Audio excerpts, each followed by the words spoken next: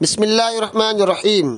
اصحاب کہف 3 صدی عیسوی میں روم میں دقیانوس نام کا ایک مشرک بادشاہ تھا۔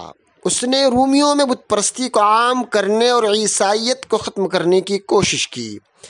اسی زمانے میں چند نوجوان بت پرستی چھوڑ کر ایک اللہ تبارک و تعالیٰ پر ایمان لے آئے۔ نوجوانوں کو اپنے دین اور اپنی جان کا خطرہ ہوا، لہٰذا انہوں نے بھاگ کر ایک غار میں پناہ لی۔ اللہ تعالیٰ نے ان پر نیند طاری کر دی اور وہ غار میں سوتے رہے۔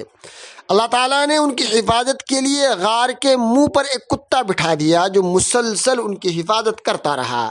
پھر اللہ تعالیٰ نے 300 سال کے بعد انہیں اپنی قدرت سے جگایا۔ ان میں ایک شخص اپنے زمانے کے پرانے سکے لے کر کھانا خریدنے کے لیے شہر میں آیا تو لوگوں کو ان کا علم ہوا۔